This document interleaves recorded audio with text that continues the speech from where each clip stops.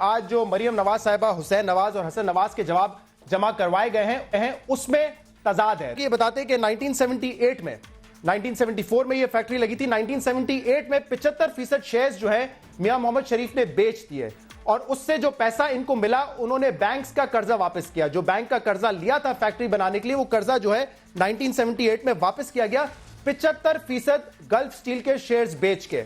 باقی بچے 25% شیئرز جو کہ 1980 میں بیچے گئے جب میاں محمد شریف نے یہ فیصلہ کیا کہ میں اس اسٹیل بزنس سے الگ ہونا چاہتا ہوں. تو جو 25% شیئر تھا ان کا اس کو بیچا گیا اور اس سے 12 ملین درہم جو ہے وہ شریف فیملی کو ملے اور شریف فیملی نے یہ پیسے تھانی فیملی کے ایک ریل اسٹیٹ بزنس میں لگا دیے. تو یہ قطر کی جو فیملی ہے تھانی فیملی, اس کا آج پہلی دفعہ ذکر ہوا ہے. 12 ملین درہم اس تھانی فیملی کے ریل اسٹیٹ بزنس میں لگا دیے گئے اور تھانی فیملی نے پھر یہ 4 اپارٹمنٹس خریدے. لنڈن کے پارک لین کے 4 اپارٹمنٹ 16A 17 اور 17A یہ 4 اپارٹمنٹ خریدے اور ان کی جو ملکیت تھی وہ ان 2 آف شور کمپنیز کے پاس تھی جو کہ جس کا ذکر بار بار پاناما پیپرز میں بھی ہوا ہے, یعنی کہ نیلسن اور نیسکول. تو یہ 4 اپارٹمنٹ ان 2 کمپنیز کی ملکیت تھی اور یہ تھانی فیملی کے پاس تھے.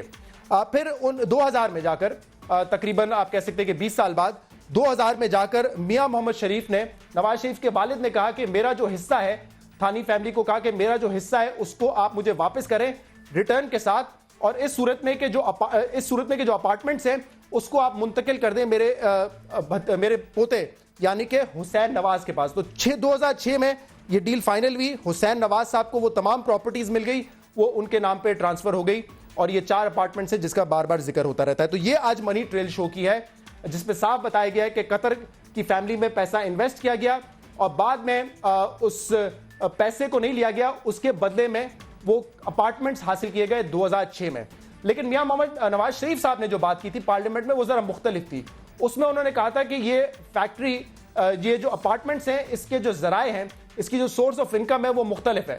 وہ کیا کہتے تھے ذرا سنیے. والد محترم انہوں نے جلاوطنی میں ایک بار پھر کمر باندھی اور جدہ میں ایک سٹیل مل لگائی. اس کی بنیادی سرمایہ کاری کے لیے دبئی فیکٹری کی فروخت سے حاصل ہونے والے سرمایہ نے بھی مدد کی. جدہ کی یہ فیکٹری جون 2005 میں اپنی مشینری, وسیع قطع اراضی اور دیگر اثاثوں سمیت تقریباً 64 ملین ریال یعنی 17 ملین ڈالرز میں فروخت ہوئی.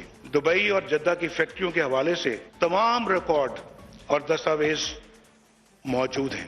یہ ہیں وہ ذرائع اور وسائل جن سے لندن کے فلیٹس خریدے گئے.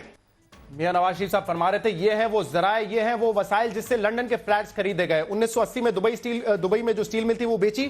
یہ دونوں موقف سیم ہے, لیکن نواز شریف صاحب فرما رہے تھے کہ وہ پیسہ قطری انویسٹمنٹ میں نہیں گیا, وہ پیسہ ہم نے لگایا 2001 میں جو جدہ میں سٹیل مل لگائی تھی اور وہ سٹیل مل 12 ملین میں بیچی, اس پیسے سے لندن کے فلیٹس خریدے گئے. تو کون سا بیان ٹھیک ہے؟ آج جو عدالت میں جمع کروایا گیا نواز شریف صاحب کے بچوں کی جانب سے وہ بیان ٹھیک ہے, یا جو اسمبلی میں floor of the house Nawaz Sharif صاحب نے بیان دیا یہ بیان ٹھیک ہے؟